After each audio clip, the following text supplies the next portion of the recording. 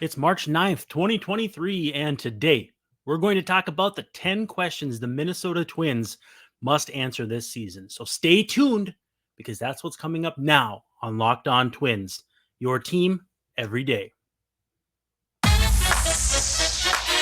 You are Locked On Twins, your daily Minnesota Twins podcast, part of the Locked On Podcast Network, your team every day.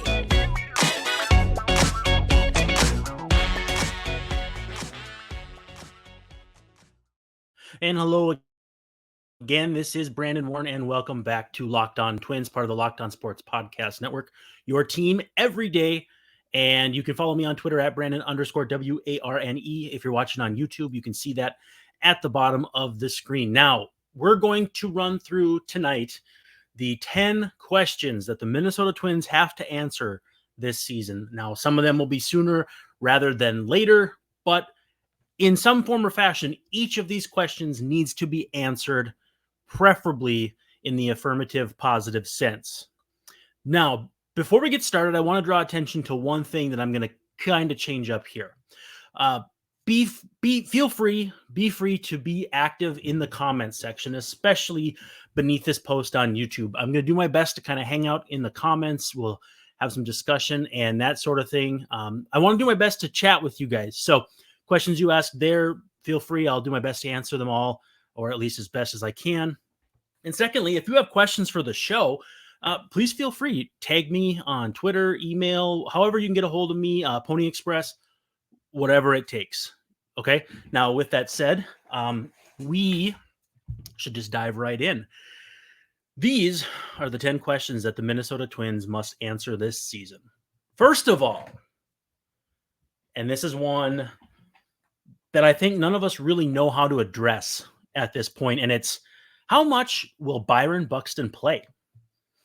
And, we'll talk a little bit about injuries. There's some questions about injuries. I had a few people submit some on Twitter, so we'll make sure those people get their kudos. But when it comes to how much Buxton plays, it kind of harkens back to last night's discussion about if he'll DH a lot or if the way they're bringing him along slowly in spring training, if that's going to allow them to let him play more positionally during the regular season. I don't know what the ultimate goal is, and I don't know if they'll go to the same lengths to state that goal publicly as they did last year based on how they got basically skewered for it. But again, it's going to come down to however much he can play, however much Michael A. Taylor can play. And if Buxton, he's basically the pivot point for this team. When he plays, they win. When he doesn't, it's a lot much more difficult. Obvious. I'm not really saying anything that's going to surprise you. But if Buck can get into 100 games for what I believe would just be the second time of his career, I think you really have to like the Twins' chances. Now, again, a lot of things still have to go right. Buxton doesn't alone carry the team's destiny in his hands, but it's a good first step. And we'll talk about health again in a little bit as far as bringing in a new trainer. But figuring out how much Byron Buxton will play is, and that's not a question that can be answered at the end of the season by just looking at his total of games played, whether it's 82, 102, 122. What I'm thinking, or what I'm trying to say with this point is, how does that plan evolve over the course of the season? Is he on pace to play 140 games after April, but then that drops off in May and there's no consistency there. I want to see a plan in action, in play, that shows me that they are going to try and make this work all season long. Is there a target goal in mind of 100 or 120, whatever it is that's realistic? And are they going to take consistent steps to get there? And do those steps work? And that's kind of a multifaceted thing to say or a way to approach it. But again, this is the most physically gifted player on a team that has playoff and then some aspirations. It's not that surprising that he's going to be the linchpin for that. The second question, what will the timeshare behind the plate look like? Now, one thing I noticed this offseason was that the Twins made a lot of moves that was almost like a job shadow or an on-site internship. Now, here's what I'm saying. Bringing back Carlos Correa Well, that's the kind of player they'd like Royce Lewis to look like. Christian Vasquez, yeah, that's kind of what you'd hope someone like Ryan Jeffers would look like. And I think if you look at Joey Gallo, that's a very similar player to what you hope Matt Wallner will look like. It kind of goes down the list. I just think that specific dynamic will bear itself out in a catching timeshare where it's not going to be a platoon, not only not a strict platoon, but the platoon doesn't really make much sense. They both do things similarly well. Now, again, each of those things would probably be advantage Vasquez, but they're the same type of catcher, better defensive than offensive, at least for now. How do you sort out playing time to keep both of those guys going well? Because matchups aren't going to be as much of a thing. So I want to know how the timeshare behind the plate is going to go in terms of balance. And I don't know how much that really matters because, we've seen timeshares where it was Jason Castro and Mitch Garver, and at least that made sense because it was a lefty and a righty. When it was Garver and Jeffers, a lot of times someone was hurt, which you obviously don't want to count on. But that's another reason why Gary Sanchez caught as much as he did, especially down the stretch, was because it was him or Sandy Leon. There was, Jeffers wasn't around. He was dealing with some stuff at the end of the season. So what I want to see is how does that timeshare evolve? Because with the sense that they gave Vasquez a 3-year deal, I really don't think, short of Jeffers really taking the bull by the horns, whether it's during an injury period for Vasquez or an extended audition, it's really hard for me to see a way for Jeffers to wrangle that job away. But again, you've got two capable big league type players. It kind of reminds me of if you have two quarterbacks, you have none. If you have two good catchers, do you really have none? I think that's probably less apt to be true in baseball than football, but it's something to think about. Now, the last question I want to get to before we take a quick pause here is the medium-term plan for the infield. Now, Jacob Tobin asked, when both Brooks Lee and Royce Lewis are both, when they're up in the big leagues, where will they play? Now, we'll touch on this in some form or fashion, I think, in a couple more questions here before we get out of here. But I think it's a valid question in the sense that at some point they hope to have to make that decision. It might be September, it might be August, at the very earliest, probably July, with Lewis's recovery going the way it is. But I wouldn't be stunned if one of those guys plays third base and one plays second. I personally think I would rather have Royce Lewis's athleticism at third base and probably Lee at second. But honestly, in that case, then is Jose Miranda moving over to first? Is Alex Kirilloff moving back to the outfield? And again, suggesting that these are all going to pan out perfectly is also kind of antithetical to the idea that prospects are suspects until they prove themselves. But it's fun to kind of dream on the future and what it's going to look like if they can have Jose Miranda up to speed, if they can still have Carlos Correa and his ankle intact. And then you add these two guys.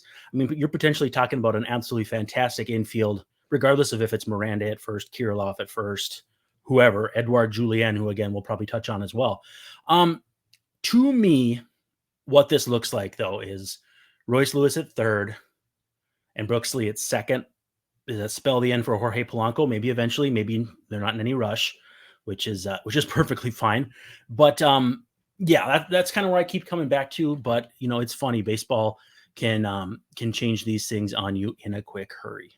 Let's do this. Let's talk about FanDuel for a second. And you can see at the bottom of the screen, FanDuel.com/LockedOn if you are watching on YouTube. Are you playing FanDuel? I have to ask, because if you are not, first of all, what are you waiting for? This is the perfect time. Get in, get your no sweat bet up to $1,000. So don't miss your chance to get in on that. But we're coming up on March Madness, which for me is March Sadness. I cheer for the Gophers, first of all, who are just dreadful. And if I've ever done a bracket, I'm just terrible at it. So it's not so much madness for me, except in the sense that I just know that nothing I want good to happen is going to happen. But that's the perfect time if you think you've got the right pick for the bracket, or you like maybe some NBA action that's going on here as we come down the final stretch of the season. So again, go to FanDuel.com/LockedOn, and that's your chance. Don't miss out on FanDuel. Now for segment 2, I got 3 more questions, and then we'll bring it full circle with 4 to wrap it up. Aaron Weiland wants to know, can the Twins stay reasonably healthy? Now, they didn't last year. I mean, there's no denying that. 2,000 plus days spent or games lost to the injured list. We saw periods of time where the Twins felt like they were on their 6th and 7th and 8th outfielders. Tim Beckham playing left field, not exactly an ideal scenario, but they had to kind of roll with the punches. The idea that they can stay healthy to me hinges on, part of it's going to be just luck. Everything that went wrong last year did go wrong, but part of it too that they've tried to address is bringing in a new trainer in Paparesta from Oakland. I can't say for sure that it won't work. Nobody can. The health of athletes is tricky like that. But with that said, I think a lot of times you can make a move just to make a move, because sometimes you want people to be appeased by the action of trying something. I don't think this is that kind of move, because if you look at the A's last year, I believe they were somewhere closer to like 700 man games lost to the injured list, or way less than half of the Twins. So, do you go to the source, or does it come down to also too, you've got some players who had some serious injuries. You've got some guys like Byron Buxton and Royce Lewis who have been more susceptible to those injuries. If they can stay reasonably healthy, I have little doubt this is the best team in the division. But what I like that they have done, and we've talked about this here in the last couple of days, I think they're well enough protected. Like, for instance, if Jose Miranda comes out of spring training and his shoulder's still screwy, Kyle Farmer can play perfectly reasonable defense at third base for however long it takes. And, I don't think Solano can play there as much. It doesn't really have a strong arm, but they have enough depth where, Joey Gallo comes into the infield if they need to move someone all over the place. Like, he can play first, left, center, right. He can DH, obviously. Miranda can play first or third. Farmer can play all over. Solano can play all over. Nick Gordon can obviously play all over. So I like the idea that even if they don't stay reasonably healthy, they shouldn't fall off a cliff, which is, if we're honest, kind of what happened last year.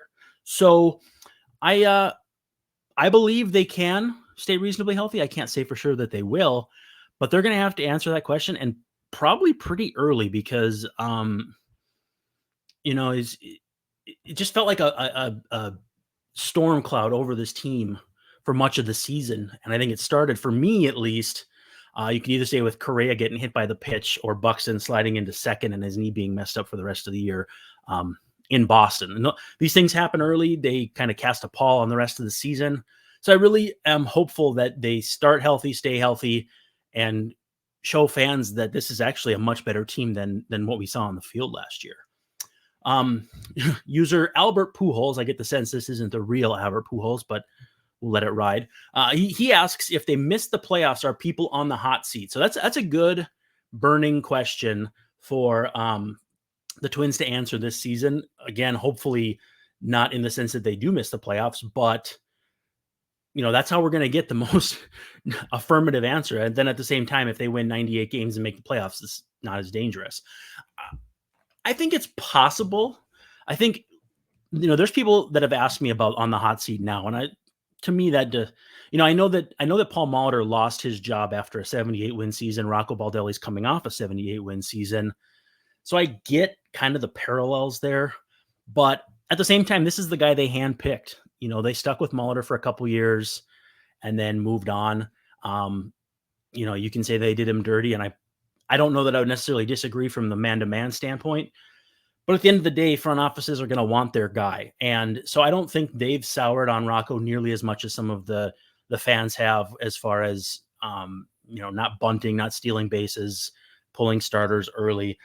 I don't get the sense that this front office is souring on him in any form or fashion, but one more year of struggling with the amount of resources they've put into this team, not only Carlos Correa, but making all these trades, and not only Pablo Lopez, but Jorge Lopez at the deadline last year. Tyler Mahle, those are significant resources that at some point need to produce results and haven't done so to this point. So for me, the answer is yeah, they're probably going to be on the hot seat if this year doesn't go well. If there's another 78 win season, which I said yesterday is about the most painful season for a fan, because you can't get excited about the future because it's not that exciting. You can't get excited about that season because it's not exciting. But at the same time, you're not playing meaningful games in the dog days of summer. So yes, I think they could be on the hot seat. If this is another tough season. A couple people asked kind of this general question. First, user I am not suspended, which begs other questions. And then another person by the name of Chris Holland want to know, should the Twins pursue a deal with Tyler Mahle? Chris Holland wants to know about Sonny Gray. I think too, obviously Kenta Maeda is eligible for free agency. The question I need answered here in segment 2, before we kind of take a little different avenue with this in segment 3, is which of those 3 do they prioritize? Can they sign more than one of them? And how do they decide which one? To me, Tyler Mahle is kind of the wild card there, because he's the kind of pitcher you look at the stuff and you want to keep him. But there's the shoulder, and shoulders are tricky. They really are. They ended Johan Santana's career. They ended a lot of guys' careers, guys who were just perfectly good pitchers right beforehand. Right now, this rotation moving forward is Joe Ryan, Pablo Lopez, and then the 3 wild cards that are all free agents. So in theory, you'd want to pursue an extension, right? Well, Sonny, actually Kenta is going to be the oldest, but also probably the cheapest. A lot will depend on how he pitches this season, his first year out of Tommy John. Now, what'll be tricky too there is you won't know if any sort of hiccup is either due to age, injury, or some combination of the two. And if you expect on a second-year bounce back, but it's an age-based regression in addition to health, you're doubling down on a guy who has a tough season. So Maeda is complicated, but at the right price probably makes sense. Sonny Gray seemed like he wasn't that pleased with the number of innings he was allowed to pitch this last season. So I think it's worth wondering how amenable he would be to an extension, what it would look like. Again, it's the kind of pitcher you want to target. It's the kind of pitcher you want to keep around, but it's also the kind of pitcher you don't want to overpay for, because, he's had some health stuff. He had the struggles in New York, which this isn't New York, but it just shows that every now and then he can have a hiccup. And he's not exactly young either. So, those contracts for guys like that sometimes get a bit above your comfort level. You'd rather give that kind of money to a younger guy like Jose Barrios before, as opposed to a guy who's aging and best days are definitely behind him. So, while I would have no problem with any of these 3, for me, Tyler Mahle is kind of the top priority. And, it's not like Chris Paddock where he's hurt right now. And so it's pretty easy to gauge a 1-year value and then a second-year value. With Mahle, the options run the gamut. If he's healthy and is the best version of himself, he's probably somewhere in that just below Luis Castillo, former teammate in Cincinnati's level of like $100 million. And if he's not healthy, then you're going year to year just trying to see what he's got left. I'm glad that I'm not the one who has to decide how to proceed with that, because the middle ground where you want to wait and see will mean you'll lose pretty much no matter what. Unless you wait and see and he gets hurt, and you're not going to wish for that. So, I don't know. I think in a perfect world, you'd sign all 3, but we know based on something coming up here that, they've got enough pitching prospects. They're not going to want to have that many guys, that many cooks in the kitchen. But I think I would go Mahle first, Maeda second, and Gray third, in that order, just because I think with Maeda, you could probably go year to year. Kind of like the Yankees did with Hiroki Kuroda back in the day when it was Yankees or bust. Did they meet his price? If not, he was just going to be done. He was just going to retire. I think Maeda's at an age and a level where he can pretty much do what he wants year to year. Almost like a Zach Greinke type. But yeah, so I'm going Tyler Mahle, and I would pursue a deal with him. If you could sign him for 5 years, $65 million, I'd probably do it. But I'm thinking that's probably shooting Oh, 5 and 15 is 75. 5 and 14 is 70. Yeah, 5 and 30. I'd probably do that, but I don't think he would. So I don't know. That's what I would do. Up next, we will discuss the last 4 questions, and we have a couple from Twitter. We have a couple that I came up with. Let's do that. Let's come back and we will close this off with the final four of the 10 questions. Easy for me to say. The 2023 Twins must answer. All right, we're coming down the home stretch with question number 7. Devlin Clark wants to know what this team's strength will be. I think it's going to be pitching, like starting pitching, because 1 through 5, they're perfectly balanced. Any one of those top 3 or 4 guys could pop and be one of the 15 to 20 best pitchers in baseball.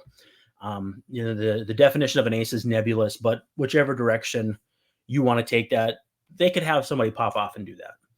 Having Kenta Maeda as your 5th starter is a perfect luxury for any team, let alone one who has a few guys who may be more injury prone than you'd like. But Bailey Ober as the first man out, and I said this last night as well, you'd love to have Bailey Ober as your number 6 option to start.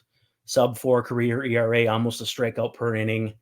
Starting pitching is going to be a strength for this team. I don't know if it's going to be, it's not going to make anyone forget about the Mets, right? But maybe they can have a strength in numbers kind of deal where, there's maybe no standout, but no sore spot either. I think that's a very realistic thing. I think a lot of people are higher on the offense than I am, but I just think this starting staff is going to be top to bottom very solid.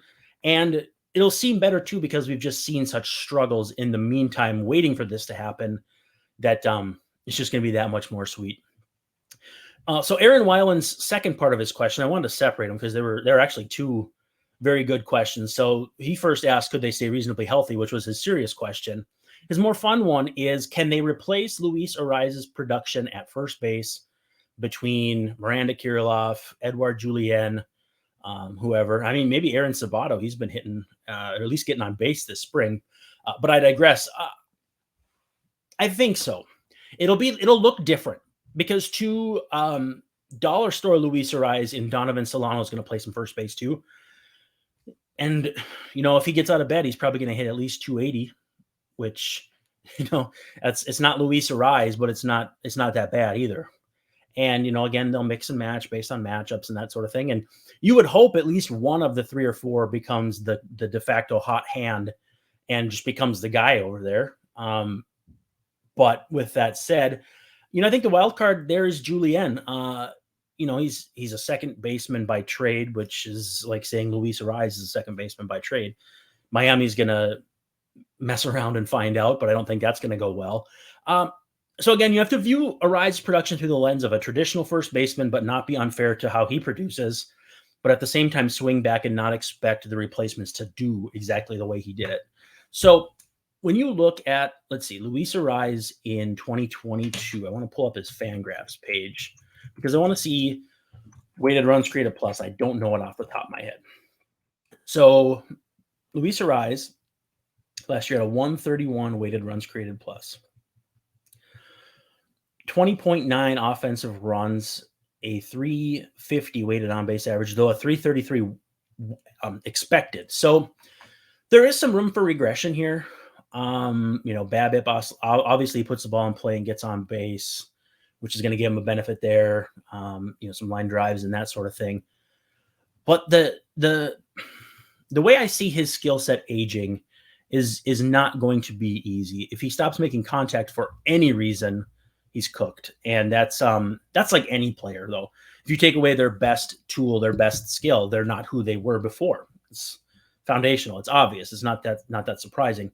But, he's got questionable knees. And does he hit lefties well enough to play every single day? Can he play second base, which I don't think so? And is any team going to want to have him playing first base over any sort of term if they have a better first base prospect that's more of a traditional prospect behind him? I think the Twins can replace whatever Arraez does this year, but I don't think they can replace what he did last year in terms of the 130 weighted runs created plus. That's just too big. But I don't necessarily think that's the kind of player he is either. So, maybe it seems like I'm talking a little bit out of both sides of my mouth, but I think Arias is going to take a step back, and I think that the Twins are going to be okay at first base to the point where I think those two things could level out. But again, they're going to have to answer that question themselves. This is just me kind of trying to peek into my crystal ball to what I think. Second from the last, which youngsters on offense take a step forward? Now, this is going to be very important. Carlos Correa and Byron Buxton are going to be counted on. Now, to what extent depends on health, depends on any number of other things. But then you kind of have that middle area, the Jorge Polanco's and the Max Keplers, and Joey Gallo's probably in there too. What can they do? They've been in both groups. They've been up top of the top, and they've been even beneath where they are now. But then you go into that next group, and to me, it's Kirilloff, Larnach, Royce Lewis, Jose Miranda. You could even go Matt Wallner. You could go Edouard Julien. You could go maybe Ryan Jeffers is in that group, but he's on the bottom end of it.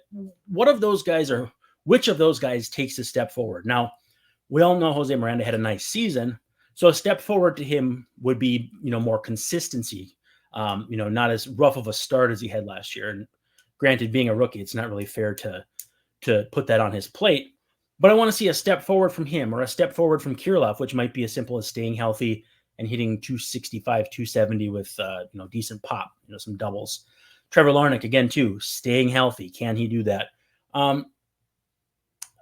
Beyond that, is Matt Wallner going to get a shot? Is Edouard Julien going to get a shot? What other youngsters are going to get shots? Is Brooks Lee in that mix? I'm curious which ones on offense take a step forward, because I think for this team to do what I think they're capable of, and if you remember my first show a couple of days ago, it's 92 wins, they probably need at least two of those guys to take a step. Now, again, that take a step looks different for each guy. For Jose Miranda, taking a step might make him one of the best third basemen or first baseman, whatever, in the American League. Whereas for someone like Matt Wallner, it might just be 100 weighted runs created plus and not striking out 35% of the time. They need at least two or three of those guys to take a leap for this to be the best version of this team. And they're going to probably find out again pretty soon which of those guys will be able to take that leap and which ones won't. So the final question, assuming I counted correctly, which is never a guarantee, as some people might remember from the last program, I need to know which youngsters are going to step up and fill spaces left by a departure of a Malley, a Gray, a Maeda, any of those guys. Now, a built-in answer is Chris Paddock being one of those guys, and you certainly hope so, but after two surgeries, all bets are off. But I also, too, want to know is who's closest to helping you? Bailey Ober probably is part of that backfill, but does he have another leap to make, whether it's keeping the ball in the yard a little bit more? I think pretty much to me, that's it. Either that or stay durable enough to be on the mound every fifth day. But Louis Varland, what does his ceiling look like? Does he have an interesting enough repertoire to be anything more than a back end number 5 starter? Simeon Woods Richardson. I don't think I mentioned him. My brain's not working tonight, though. But anyway, all these guys, and can Jordan Balazovic do anything? Is Blaine Enlow going to work his way back up? They have enough guys who are at least semi-interesting that I want to see who steps up and fills the spaces left by any of those departures. And those departures, too, maybe in season, maybe Maeda has to go on the shelf and be shut down for a month. At that point, Bailey Ober's making a month worth of starts, or Louis Varland's making a month worth of starts, or whoever. Which guys will step up, and which ones that we're not talking about right now will take a step up. Marco Raya is a guy that a lot of people love that's a little further down in the system, but every year a guy like that pops, and Twins fans cling to them as the next big thing. I'm curious who that's going to be that is kind of in the position that guys like Louis Varland and Simeon Woods Richardson are in right now. 1 year from now, this is going to be fascinating. But in the meantime, the Twins need to answer these 10 questions. With that said, though, that's a wrap on Locked On Twins for March 9th. Thanks for hanging out. Make sure you follow at LockedOn Twins at LockedOn MIN for Minnesota, at Brandon_Warne, and make sure you subscribe on YouTube, give us a 5-star review if you're on Spotify, iTunes, Google Play, wherever you find us. We'd love to get some feedback from you. Again, too, be active in the comment section. I'll come hang out with you guys, and we'll make this a very interactive experience. If there's one thing I want to be, it's part of the family. So with that said, this is Brandon Warne signing off, saying thank you so much, and do not forget to stop by tomorrow for LockedOn Twins, your team every day.